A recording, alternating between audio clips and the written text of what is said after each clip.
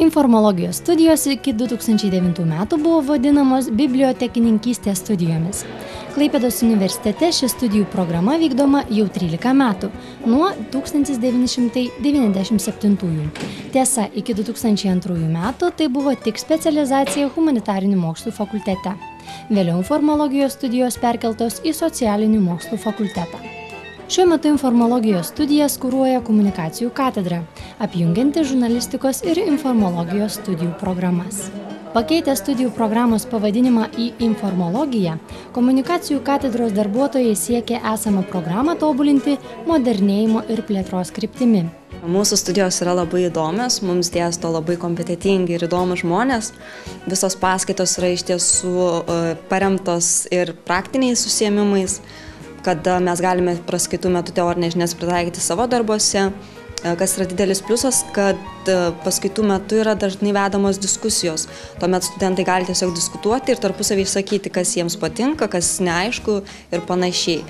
Taip pat didelis pliusas, kad pas mus studijuojant 10% netgi visų studijuojamų dalykų studentai renkasi patys ir galima taip įgyti sričių iš įvairiausių kitų mokslo dalykų. Tai ir teisės, vadybos, socialinių mokslų, psichologijos.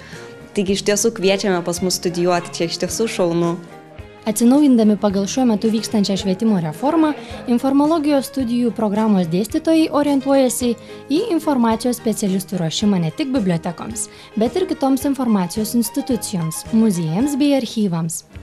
Baigę informologijos studijų programą, absolventai gali dirbti bet kurios institucijos informaciją valdančiose padaliniuose, informacijos tarnybose, komunikacijos ir informacijos skyriuose. Studijų metu dėstytojai studentams ne tik perteikia naujausias komunikacijos ir informacijos krypties žinias, bet ir suteikia praktinės veiklos, pažintinių bei bendrųjų įgūdžių. Studijų metu mes turime praktiką, kuri iš tikrųjų visai grupiai labai patiko dėl to, kad pirmiausia buvome priimtos labai šiltai į bibliotekas, jų kolektyvus, kurie buvo labai malonus, labai spalvingi žmonės. Praktika taip pat yra gerai, kad studijų metu gautas žinias mes galime panaudoti praktiškai, o svarbiausia ir greičiausiai pats reikšmingiausias dalykas, kad praktika pakeitė mūsų požiūrį į bibliotekų darbą kardinaliai. Ir stereotipas, kad bibliotekininkai dirba ant knygų krūvos, kad yra pilki žmonės, yra kardinaliai pasikeitę. Tai yra, manau, geriausias dalykas praktikoje. Tai kasgi ta informologija? Sugebėti suvaldyti informacijos gausą, organizuoti ir sudaryti struktūras, kurių pagalba rastume reikiamą informaciją reikiamų laiku. Tai ir yra profesionalaus informologo studijų tikslas. Jeigu klaustumėt, kas yra informologija, dėl to, kad tas klausimas natūraliai kyla, tai informologija yra tiesiog vienas iš mokslų.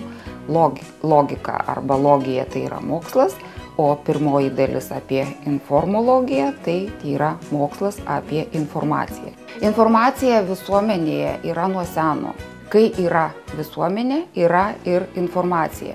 Informaciją fiksuoti žmogus išmoko taip pat gana seniai. Pirmiausiai tai jis darė pažymėdamas ar iškaldamas kažką akmenyje, perduodamas žinią, uždegdamas laužą ar panašiai. Toliau žmogus pats sukūrė laikmenas, kuriuose galėtų lengviau fiksuoti informaciją. Tai galėtų būti papiruso ritiniai, pergamento lapai ar popierius, kuris šiuo metu labiausiai paplitęs. Na ir galiausiai, kaip viena iš naujausių laikmenų, tai yra kompaktiniai diskai ar atmintinės, kuriuose mes fiksuojam elektroninę informacijos formą. Taigi visą šitą kaip informacijos teoriją taip pat studijuoja informologai, būsimieji informacijos specialistai. Žinoma, vien žinoti apie tai, kokia yra informacija, jos laikmenos neužtenka. Svarbu yra išmokti veiksmų su informacija ir atlikti tuos procesus, kuriuos atlikus informacija tampa suvokiama pasauliui, pagal ją galima rasti informacijos, rasti tą kiekį ir tą reikalingą informaciją, kuri šiuo metu yra reikalinga. Tai yra struktūruoti informaciją, paruošti ją naudojimui arba organizuoti informacijos paslaugas. Visa tai ir yra informologija. Informologijos studijų programos dalykus dėsto 6 profesionalūs dėstytojai. Tai komunikacijų katedros vedėja docentė daktarė Daiva Janavičienė, Klaipėdos universiteto bibliotekos direktorė, lektorė daktarė Janina Pupelienė, savo profesinę kompetenciją su studentais mielai pasidalina ir Klaipėdos miesto viešosios bibliotekos direktorės pavaduotoja Eugenija Kavickienė. Praėjusiu metu gruodžio mėnesį disertaciją apgynė bibliotekininkystės studijų programos absolventė, katedros lektorė daktarė Ineta Sibrijan, o lektorė Nijolė Raudytė šiuo metu Vilniaus universiteto komunikacijos fakultete tęsia doktorantūros studijas. Studijų programos absolventai sėkmingai dirba įvairiose Klaipėdos apskrities bibliotekose.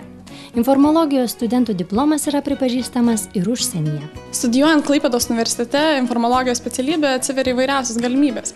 Viena iš jų tai yra galimybė išvažiuoti į užsienį, studijuoti pusmečiai pagal Erasmus programą. Galima pasirinkti kaimyninę šalis, tokias kaip Lenkija ar Latvija, taip pat galimos šalis kaip Norvegija ar Švedija bei kitos. Taip pat yra galimybė gauti ir laimėti vairiausias stipendijas už gerą mokymąsi ar aktyvią veiklą Klaipėdos universitete. Tad tikrai kvieščiau visus studijuoti Klaipėdos universitetą, informologijos specialybę, nes čia studentai nelieka nepastebėti. Nuolatinių informologijos studijų trukmė 4 metai. Numatoma ištęstinių studijų trukmė 4,5 metų. Šiemet Klaipėdos universitete priėmimas vykdomas tik į nuolatines informologijos studijas.